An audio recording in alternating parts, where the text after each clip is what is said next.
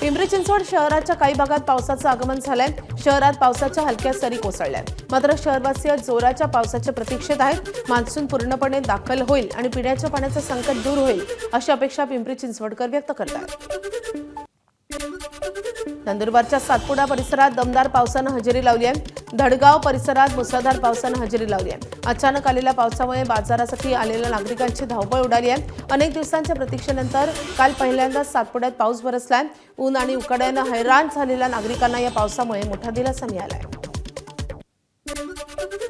गेल्या 3 ते 4 दिवसांपासून गोंदिया जिल्ह्यात उन्हाचा कडाका चांगलाच वाढलाय।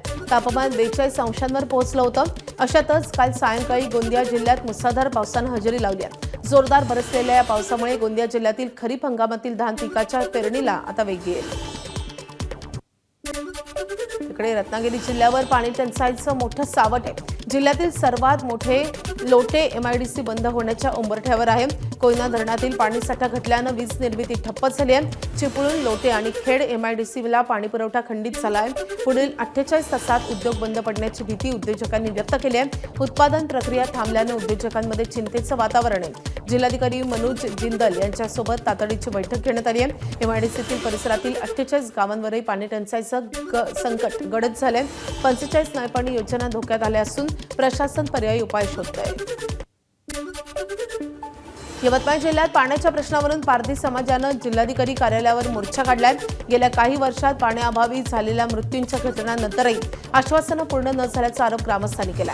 काठोडा, अजंती आणि कारेगाव येथील नागरिकांनी तब्बल 45 ते 50 किलोमीटर पायी प्रवास करत 40 अंश सेल्सिअस तापमानात प्रशासनाचं लक्ष वेधलंय। जिल्हाधिकाऱ्यांनी ग्रामस्थांची भेट घेत संबंधित गावांना भेट देऊन पाण्याचा प्रश्न सोडवण्याचं आश्वासन दिलंय। मात्र यापूर्वीही आश्वासनं अपूर्ण राहिल्यानं आता नव्या आश्वासनाची अंमलबजावणी होणार का याकडे लक्ष लागलंय। लातूर जिल्ह्यातल्या निलंगा तालुक्यात फटाक्यांच्या कारखान्याला भीषण आग लागलेली आहे। या आगीत अंदाजे 15 ते 20 लाख रुपयांचं नुकसान झालं असून सुदैवानं कोणतीही जीवितहानी झालेली नाही। आग लागल्यानंतर कामगारांनी तात्काळ बाहेर धाव घेतली, मात्र 8 महिला कामगार जखमी झालेले आहेत। घटनेची माहिती मिळताच अग्निशमन दलाचे 5 बंब घटनास्थळी दाखल झाले। तब्बल 3 तासांच्या प्रयत्नानंतर आग आटोक्यात आली आहे। प्राथमिक अंदाजानुसार शॉर्ट सर्किटमुळे आग लागल्याची शक्यता व्यक्त होते आणि कारखाना अनधिकृतपणे सुरू असल्याची माहिती समोर येते। आता प्रशासन नेमकी कोणती कारवाई करतात हे पाहणं महत्त्वाचं असेल। नवी मुंबई महानगरपालिकेच्या महासभेत पुन्हा एकदा सत्ताधारी भाजप आणि शिवसेना नगरसेवकांमध्ये जोरदार वाद रंगलाय। दिघा एमआयडीसी मधल्या एका हॉटेलवरील कारवाईच्या मुद्द्यावर चर्चा सुरू असताना संबंधित प्रकरण न्यायालयात असल्यानं अधिक चर्चा टाळावी अशी विनंती विधी अधिकारी अभय जाधव यांनी केली आहे। मात्र यावर संतप्त झालेल्या भाजपानं सभागृहात त्यांच्या निलंबनाचा प्रस्ताव मंजूर केलाय। यानंतर शिवसेनेनं मागासवर्गीय अधिकाऱ्यांवर अन्याय झाल्याचा आरोप करत सभागृहात जोरदार घोषणाबाजी केली आहे। त्यामुळे महासभेचं वातावरण चांगलंच तापलेलं होतं। रायगड जिल्ह्यात वाढत्या उष्णतेच्या पार्श्वभूमीवर जिल्हा प्रशासनानं महत्त्वाचा निर्णय घेतलाय। जिल्हाधिकारी किशन जावळे यांनी तातडीचे आदेश जारी करत जिल्ह्यातील सर्व अंगणवाड्या, प्राथमिक आणि माध्यमिक शाळा सकाळच्या सत्रातच भरवण्याचे निर्देश दिलेत। अल निनोच्या प्रभावामुळे उष्णतेच्या लाटेचा धोका लक्षात घेऊन हा निर्णय घेण्यात आलाय। 19 जून ते 30 जून दरम्यान हे आदेश लागू राहणार असून शाळा आणि अंगणवाड्या दुपारच्या सत्रात न भरवण्याच्या सूचना प्रशासनानं दिलेल्या आहेत। अन्न व नागरी पुरवठा विभागाच्या राज्यस्तरीय दक्षता पथकानं धुळ्यात मोठी कारवाई केली आहे। साक्री तालुक्यातील दहिवल गावाजवळ सुरत-धुळे महामार्गावर छापा टाकून एलपीजी गॅस आणि डिझेल चोरीचा प्रकार उघडकीस आलाय। या कारवाई दरम्यान टँकरचं सील तोडून गॅस आणि डिझेल चोरी करणारे 3 जण आढळलेले आहेत। यावेळी LPG gas tanker, diesel tanker, cylinder, Bolero pickup आणि छोटा ट्रक असा तब्बल 1,55,95,000 रुपयांचा मुद्देमाल जप्त झालाय। जीवनावश्यक वस्तू कायद्यानुसार गुन्हा दाखल करण्याची प्रक्रिया सुरू आहे। भिवंडी शहराच्या खंडूपाडा परिसरात अन्नातून विषबाधेची धक्कादायक घटना समोर आली आहे। एका फेमस शॉर्मा दुकानातून चिकन शॉर्मा, पिझ्झा आणि फालुदा खाल्ल्यानंतर एका कुटुंबातील 6 जणांसह एकूण 14 जणांची प्रकृती बिघडली। सर्वांना उलट्या, पोटदुखी, मळमळ आणि जुलाबाचा त्रास जाणवू लागल्यानंतर भिवंडी उपजिल्हा रुग्णालयात दाखल करण्यात आले। घटनेची माहिती मिळताच शांतीनगर पोलीस घटनास्थळी दाखल झाले असून आरोग्य विभागाकडून खाद्यपदार्थांचे नमुने तपासणीसाठी पाठवण्यात आले। विधान परिषदेचे आमदार प्रसाद लाड हे जालना जिल्ह्यातल्या अंतरवली सराटी येथे मराठा आंदोलक नेते मनोज जरांगे यांची सदिच्छा भेट घेणार आहेत। आज दुपारी 12 वाजण्याच्या सुमारास ही भेट होणार असून मराठा आंदोलनाच्या पार्श्वभूमीवर या भेटीकडे राजकीय वर्तुळाचं लक्ष लागलंय। अंतरवाली सराटी, तालुका अंबड, जिल्हा जालना इथे ही भेट होणार असल्याची माहिती आमदार प्रसाद लाड यांनी दिली आहे। कोर्टाच्या इशाऱ्यानंतरही मुंबईतील बेस्ट कर्मचाऱ्यांनी संपाचा निर्धार कायम ठेवलाय। मध्यरात्रीपासून बेस्ट उपक्रमातील कर्मचारी संपावर गेलेत आणि त्यामुळे बस सेवा आणि वीज विभागावर परिणाम होण्याची शक्यता वर्तवली जाते। बेस्टच्या बसगाड्यांचे चालक, वाहक तसेच वीज विभागातील कर्मचारी या संपात सहभागी होणार असल्याची माहिती आहे।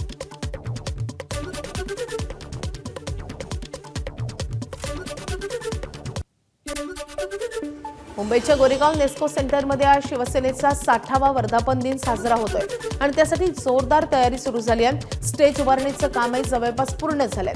5 नंबर हॉलमध्ये 15,000 पदाधिकारी आणि कार्यकर्त्यांसाठी खुर्च्यांची व्यवस्था केली गेली आहे। पक्षप्रवेशाच्या पार्श्वभूमीवर कोणताही गोंधळ होऊ नये म्हणून मुंबई पोलिसांकडून कडेकोट बंदोबस्त तैनात करण्यात आलाय। परिमंडळ वाराचे उपायुक्त आणि वनराई पोलिसांनी सुरक्षेचा आढावा घेतलाय। नेस्को सेंटरच्या आत आणि बाहेर मोठ्या संख्येनं पोलीस तैनात असतील। ठाकरेंच्या बंडखोर खासदारांच्या स्वतंत्र गटाची घोषणा शनिवारी होणार आहे। संसदेकडून विलीनीकरणाची घोषणा शनिवारी केली जाणार असल्याची माहिती आहे। ऑपरेशन टायगर यशस्वी झाल्याची घोषणा शिवसेनेच्या वर्धापन दिनानंतरच केली जाईल। आषाढी वारीच्या पार्श्वभूमीवर फडणवीस सरकारनं महत्त्वाचा निर्णय घेतलाय। प्रत्येक नोंदणीकृत दिंडीस यंदाही 20,000 रुपये अर्थसहाय्य दिलं जाईल। यासाठी 50 कोटींची विशेष तरतूद करण्यात आली आहे। राज्यमंत्री माधुरी मिसाळ यांच्या नेतृत्वाखाली वारकरी महामंडळाच्या बैठकीत हा निर्णय घेण्यात आलाय। यामुळे राज्यातील हजारो दिंड्यांना मोठा आधार मिळणार आहे। शिवाय महिलांसाठी प्रत्येक पालखी तळावर स्वतंत्र जर्मन हँगर्स उभारण्याची मान्यता मिळाली आहे। या हँगर्समध्ये सुरक्षित निवारा, स्नानगृह, स्वच्छतागृह आणि कपडे बदलण्यासाठी स्वतंत्र कक्षाची व्यवस्था असेल। राज्यात तुकाराम मुंढे यांच्या धडाकेबाज कामगिरीनंतर आता रायगड जिल्हा परिषदेच्या महिला सभापती रसिका केनी ॲक्शन मोडवर आल्यात। केनी यांनी त्यांच्याच महिला आणि बालकल्याण विभागातील 2.5 कोटींचा घोटाळा उघड केलाय। केवळ 25% लाभार्थ्यांपर्यंत योजना पोहोचली, मात्र 75% बिलं आधीच अदा केल्याचा आरोप त्यांनी पत्रकार परिषद घेऊन केलाय। या प्रकरणी विभाग प्रमुख निर्मला कुची यांच्यासह कर्मचारी आणि कंत्राटदारांवर कारवाईची मागणी त्यांनी केली आहे। स्थानिक कंत्राटदार डावलून पुण्यातील जवळच्या कंत्राटदारांना कामे दिल्याचा आरोपही त्यांनी केला आहे। गहू वाटप असू द्या, गणवेश वाटप असू द्या किंवा गरोदर मातांना किट वाटप असू द्या, ह्याच्यामध्ये सुद्धा मोठ्या प्रकारचा भ्रष्टाचार मला इथे दिसून येत आहे। 100% वाटप न होता फक्त 25%चं वाटप होऊन बाकीचं वाटप हे न करता त्याची बिलं खाल्ली जात आहेत। पुण्यातून एक धक्कादायक बातमी आहे। भोंदूगिरी करत महिलांची फसवणूक करणाऱ्या भोंदूबाबाला पुणे पोलिसांनी बेड्या ठोकल्यात। राधामोहन मिश्रा असं 50 वर्षीय आरोपी भोंदूबाबाचं नाव असून ईश्वराचा अवतार असल्याचं सांगत या बंधूनं 26 वर्षीय तरुणीवर लैंगिक अत्याचार केला होता। एवढंच नाही तर या तरुणीला त्यानं विजेचा शॉकही दिलाय। किळसवाणी बाब म्हणजे या तरुणीला मूत्र पिण्यासही त्यानं भाग पडलं। या बंधूने या तरुणाला तिच्या पतीपासून विभक्त होण्यासही भाग पडलं। तिची मालमत्ता आपल्या नावावर लिहून घेतली। तरुणीच्या कुटुंबियांच्या श्रद्धेचा गैरफायदा घेत तिला त्यांच्या नजरेत खोटं ठरवलं। या सगळ्याला कंटाळून अखेर तरुणीनं पोलीस ठाणं गाठलंय आणि त्यानंतर आरोपीवर गुन्हा दाखल झालाय। भोंदूबाबा राधामोहन मिश्रा, त्याचा साथीदार स्वामी कवल नयन याच्यासह 6 महिलांना खराडी पोलिसांनी अटक केली आहे। तर या भोंदूबाबाच्या भुयारी खोलीतून 8 laptop, 11 mobile, 19 hard disk, 29 cassette आणि 23 पेन ड्राईव्ह जप्त करण्यात आले आहेत। यामध्ये आतापर्यंत एकूण 8 आरोपी अटक करण्यात आलेले आहेत, ज्यामध्ये 2 पुरुष आणि 6 महिला आरोपितांचा समावेश आहे। त्याच पद्धतीने आपण अटक ज्या ठिकाणावरून केली त्या ठिकाणाचा सर्च घेतला असता आपल्याला 8 लॅपटॉप्स, 19 हार्ड डिस्क, 10 DVD, त्याच पद्धतीने 9 मोबाईल फोन्स, 20 कॅसेट्स, पेनड्राईव्ह 23 जप्त झालेले आहेत। त्याच पद्धतीने जवळपास 6.5 लाखांपर्यंतच्या रोख रक्कम जप्त झालेली आहे। मुंबईत एफडीएनं मोठी कारवाई करत भेसळयुक्त मिठाई आणि माव्याचा साठा जप्त केला। गिरगाव आणि कुंभारवाडा परिसरात छापेमारी करून तब्बल 1,328 किलो संशयित माल जप्त करण्यात आलाय। या मुद्देमालाची किंमत 3,60,000 रुपये आहे। अस्वच्छ साठवणूक, लेबल नियमांचं उल्लंघन आणि तापमान नियंत्रणाचा अभाव आढळून आलाय। एफडीए आयुक्त तुकाराम मुंढे यांच्या मार्गदर्शनाखाली ही कारवाई झाली असून 5 नमुने तपासणीसाठी पाठवण्यात आलेत। हे पदार्थ आरोग्यासाठी धोकादायक असल्याचा संशय आहे। मुंबईच्या वडाळ्यातही अन्न व नागरी पुरवठा विभागानं मोठी कारवाई केली आहे। यावेळी 1,31,00,000 रुपयांचा मुद्देमाल जप्त करण्यात आलाय। टँकरचा सील तोडून पेट्रोल आणि डिझेल आणि विमान इंधन चोरी केल्याप्रकरणी ही कारवाई करण्यात आली आहे। चोरीचं इंधन कॅनमध्ये भरताना एका व्यक्तीला रंगेहात पकडण्यात आले। यावेळी 10,000 litre petrol, 14,000 litre diesel, 29,000 litre विमान इंधन जप्त झाले। संबंधितांच्या विरोधात गुन्हा दाखल करण्याची प्रक्रिया सुरू असून इतर आरोपींचाही शोध सुरू आहे। पुण्यातल्या वडकीमध्ये बुधवारी सायंकाळी स्कूल बसचा अपघात झाला, मात्र मोठा अनर्थ टळलाय। 42 विद्यार्थ्यांना घेऊन निघालेली खासगी शाळेची बस पांडवनगरजवळ वळणावर चालकाचं नियंत्रण सुटल्यानं विहिरीच्या संरक्षण खांबाला जाऊन धडकली। बस 40 फूट खोल विहिरीत पडण्याच्या अवस्थेत तरंगत होती। मदतनीसानं प्रसंगावधान राखत विद्यार्थ्यांना बाहेर काढले। ग्रामस्थांनी तातडीनं मदतकार्य सुरू केल्यानं मोठी जीवितहानी टळली आहे। क्रेनच्या साहाय्यानं बस बाजूला काढण्यात आली आहे। या घटनेनं विद्यार्थी आणि पालक भयभीत झालेत।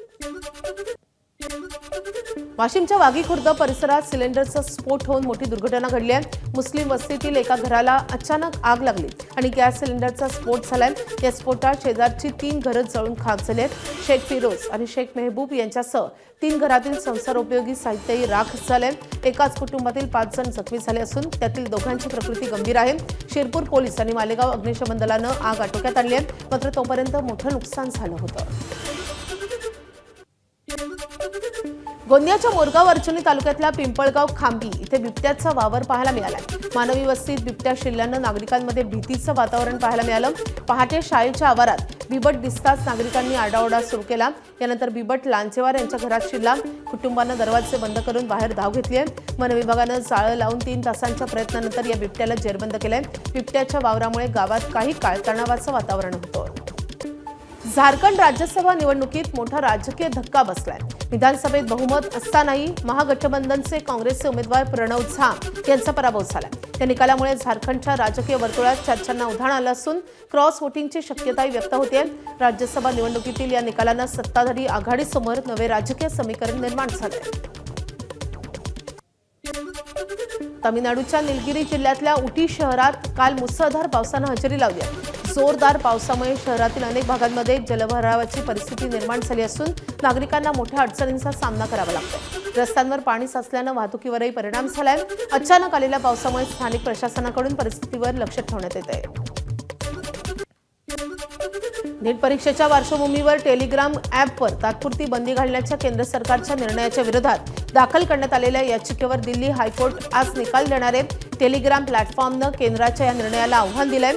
या प्रकरणावर दिल्ली हायकोर्ट सकाळी 10:30 वाजता निर्णय सुनावणार आहे। नीट परीक्षेतील पारदर्शकता आणि ऑनलाईन माध्यमांच्या वापराच्या पार्श्वभूमीवर या निकालाकडे विशेष लक्ष असेल। खासदारांच्या बंडखोरीनंतर डॅमेज कंट्रोलसाठी उद्धव ठाकरेंकडून हालचालींना वेग आलाय। उद्धव ठाकरे यांनी ईशान्य मुंबईच्या पदाधिकाऱ्यांची आज बैठक बोलावली आहे। आज दुपारी 12 वाजता मातोश्रीवर बैठक होईल। ईशान्य मुंबईचे खासदार संजय देना पाटील यांनी बंडखोरी केल्यानंतर उद्धव ठाकरे पदाधिकाऱ्यांशी संवाद साधतील। या बैठकीत पदाधिकाऱ्यांची नेमकी भूमिका काय याबाबत विचारणा केली जाणार असल्याची माहिती समोर येते आहे। एबीपी माझा, उघडा डोळे बघा नीट।